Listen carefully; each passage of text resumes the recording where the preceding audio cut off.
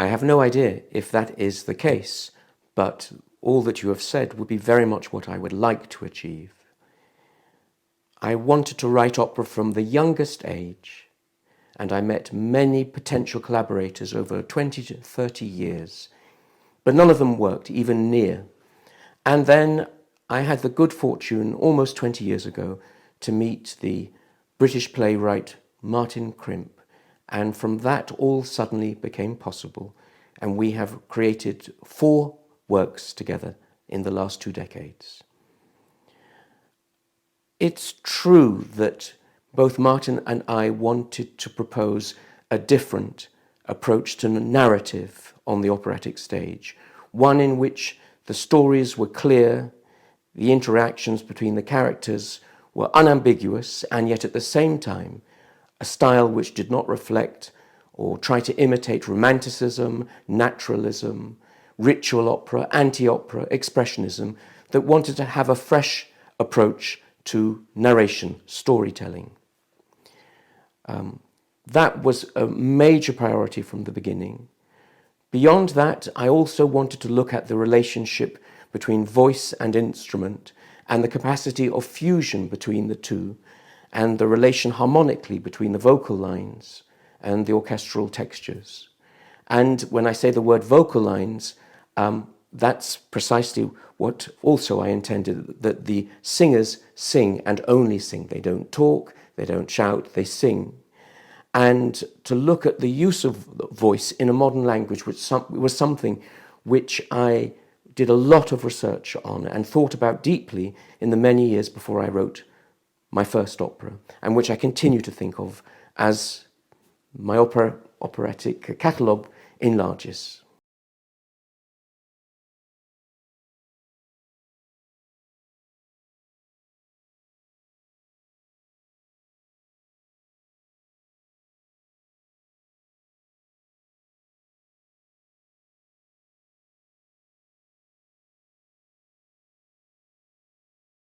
Well, ever since I started being a composer, in fact, way before my professional life, at the age of 10, I had this burning ambition to write opera. My favourite pieces at the age of 12 or 13 were operas, like Salome, Electra, later on Tristan, then Pelléas, Boris Godunov, Katya Kabanova. I adore opera and have always been more moved by operas than anything else in the artistic firmament. So it was very frustrating for me not to be able to find a collaborator. And there were many reasons for that. I met so many people, directors, theatre producers, poets, filmmakers, novelists, and it never worked. Probably they were not the right people, but also I was probably not ready to collaborate with anybody, and that took a lot of time. And probably also I didn't yet have enough experience as a composer and had fought my way through all the technical challenges in order to feel able to attack this most challenging of mediums. I was sent Martin Crimp's complete printed oeuvre in the days before we met. The encounter had been organised by a mutual friend of ours, Lawrence Dreyfus, the hugely distinguished musicologist and wonderful viola da gamba player. And when I read Martin's plays, they seemed to me immensely strong, powerful, frightening, violent. Also, they struck me as being formally very complex, but absolutely crystal clear. And I was also aware of a new and I found rather strange approach to narration, which before we met seemed full of possibilities. But then came the meeting itself, and within a few minutes I found myself over lunch talking with someone who seemed calm and very gentle by nature, quite guarded, almost secretive in character, very kind, modest, and I sensed also an absolutely iron-strong integrity in artistic terms, something which hasn't changed in the last 20 years since we've been working together. And I remember thinking after about 5 minutes, this could work. If not, this will work. And in the years that have followed, it has, in some way, it has worked. And we've collaborated together for years and years now. When I say years, it takes me sometimes for a large opera 3 years to compose the music, but it also takes Martin about a year to create the text. So it's a very big, a very large amount of time that we both give to our projects. As for how the process works, we discuss for maybe up to a year potential subjects, potential approaches to theatre, potential sound worlds. We talk about everything. And gradually, bit by bit, we find a few candidates for subjects. A few of them he tries to write a few pages. He becomes dissatisfied, or I find it doesn't work. And then usually I find he becomes convinced that he's found the right subject. Then trust has been established at a deep level between us, and I trust him on this. And then he disappears, and I don't hear from him for 6 months, 9 months, until suddenly one morning, through the post, arrives a little package in brown paper, and it looks anonymous, and I turn it over, and I recognize his writing, and then suddenly I realize this is the new text, and within here lies 2 or 3 years of my life to come. So with some trepidation and also tremendous excitement, I open the package, I read what's inside, and fortunately up to now I get goose pimples by the last page, and then I start composing the music. Not at the beginning, I find a place which invites me in, and then gradually the process of composition, like a mosaic, comes into shape. And occasionally I will ask him to make a change, occasionally ask him to delete something, or occasionally ask him to add a few more words. But normally I treat the text as made of concrete or stone or marble, and I feel that every single word that he's written requires my most profound attention, and I have to find a way of setting it. And then the months go by, the process seems interminable, endless, until suddenly one day I reach the last word and the last note and the last bar, and the piece is finished.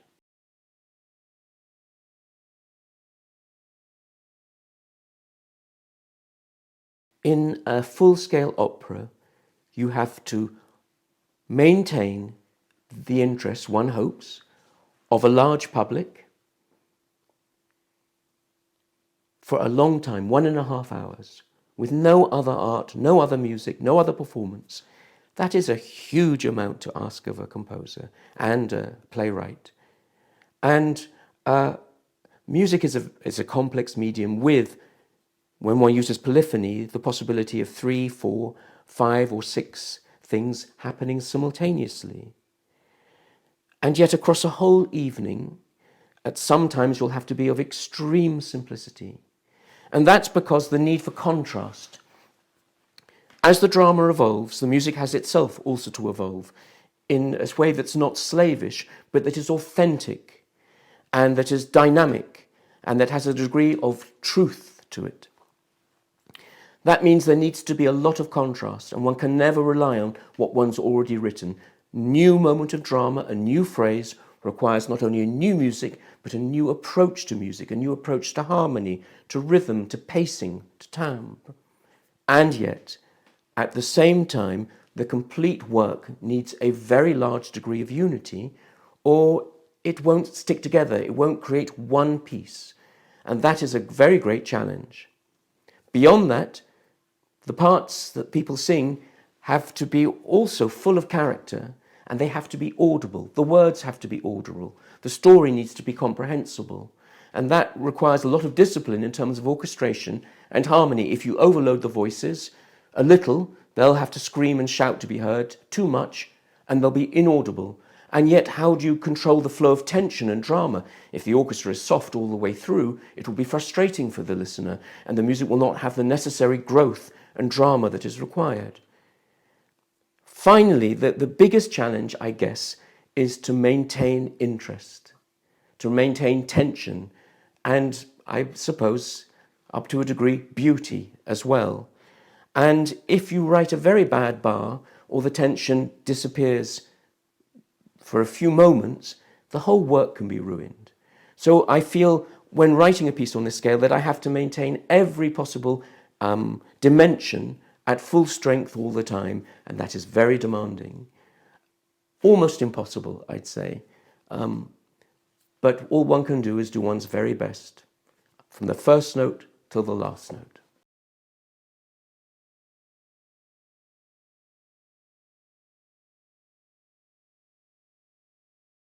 Martin and I have, up to now, chosen stories with very deep roots, stories which go back to the medieval ages in Europe, to go back to the Middle East in the centuries before Christ, or to Central Europe in the late medieval era.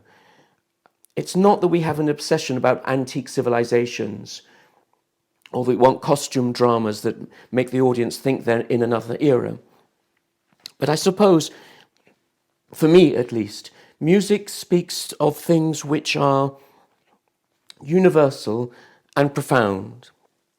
And I think one can have more access immediately to those if one sets stories with a deep shadow, and in which the listener can extrapolate towards our own time when we're speaking of issues, the standard issues to do with any opera, of love, jealousy, war, hatred, desire, etc.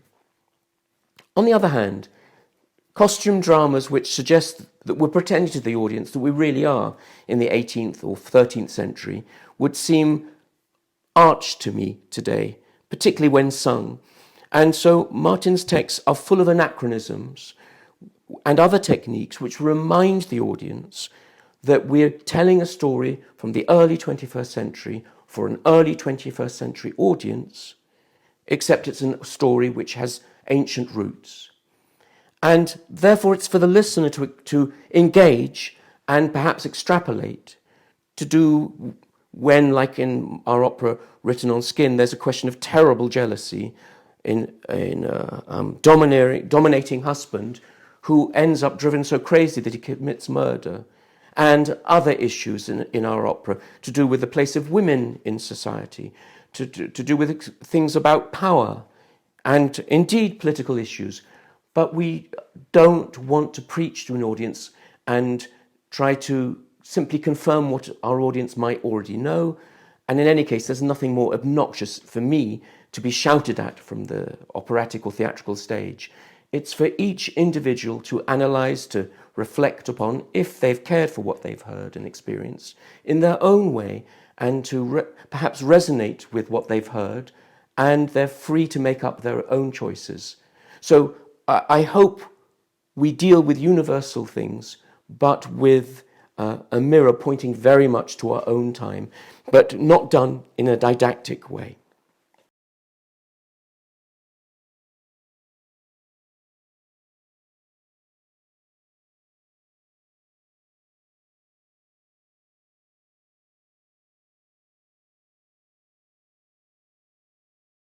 It's possible that Spain was the first country I visited abroad with my parents as a child. I think it was 1972, and my parents took me and my sister to the south of Spain, and we spent a holiday in the early spring then. And I remember holding a bottle of chocolate milk in the rain, the weather wasn't very good, that we descended a staircase, and I saw a newspaper headline, Stravinsky y muerte. It was the day of Stravinsky's death. And already as a 12-year-old, I realized that was a momentous event. Since then, I've been to Spain occasionally on holiday and frequently for work. My first engagement in Spain was a very happy one in Barcelona in the spring of approximately 1988, 1989, when a very important person to me, the conductor Josep Pons, invited me to work with his group at the Teatre Lure in Barcelona, where we presented 2 or 3 works of mine for chamber ensemble. Josep then asked me to work with the Chamber Orchestra of Granada, which was an absolute thrill for me. I saw for the first of several times the Alhambra, which for me is maybe the most beautiful building in the whole of Europe. Then Josep invited me to work with the Spanish National Orchestra in 2005, where they presented 3 weeks of my music, a thrilling carte blanche of my work then. And more recently, during the COVID lockdown, Josep Pons conducted my opera Lessons in Love and Violence at the Liceu in Barcelona. Sadly, because of COVID restrictions, it was utterly impossible for me to attend the performances, but I watched it online on a video, and the performances were marvellous. So he has been a great, great friend to me and my music ever since the mid-80s. But there have been other people who have supported my music, and I have loved visiting Spain and returning to Spain. I know many of the regions of your country and love it dearly. I also have more distant links to Spain. The ancestors of my mother, from a Jewish family, I'm convinced came from Andalusia, or maybe from Toledo, and they were there, I imagine, in the 14th, 15th century, and then went from there to Amsterdam, and from there to London in the 17th century. That's one of the reasons why I set Andalusian poetry in my piece Dream of the Song about 8 years ago. It sets both some late Lorca in Spanish and some English translated Hebrew songs, poetry, from the 11th century, which were initially written by the Jewish population under the Arabs in medieval Spain. And the two types of texts are mixed with each other across the piece. In a way, it's my portrait of this extraordinary area of Europe, and a tribute to it from someone who has very distant roots there.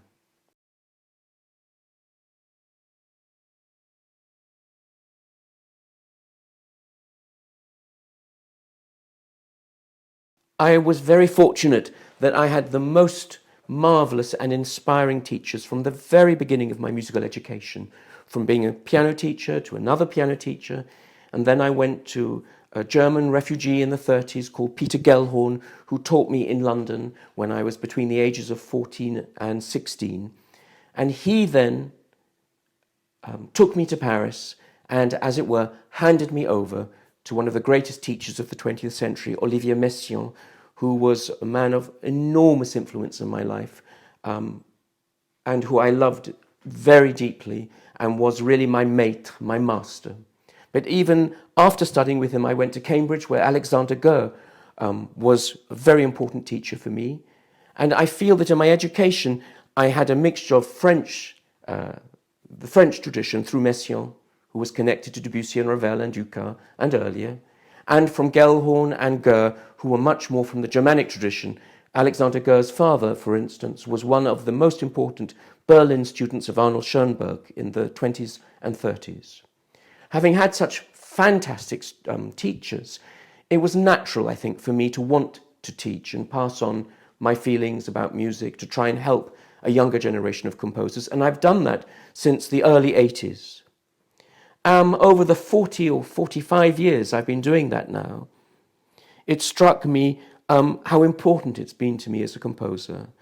Perhaps first and foremost, the joy of helping a young composer, trying to help them, trying to open up their minds, their ears, to trying to help, excuse me, trying to help their technique, their understanding of the orchestra, their understanding of notation, of what a conductor needs, what instrumentalist needs. But beyond that, also, I give classes, and I bring every time at world premiere, I do a class for the first time. At the moment, say, I'm doing a series of lectures at King's in London about Schoenberg's Chamber Symphony and how it influenced later music. Something I've never done before. This was the result of conducting this piece with the Ensemble Moderne last autumn. Fantastic experience for me, and that inspired me to look at the piece with ever greater depth, to try and explain it for others, younger people.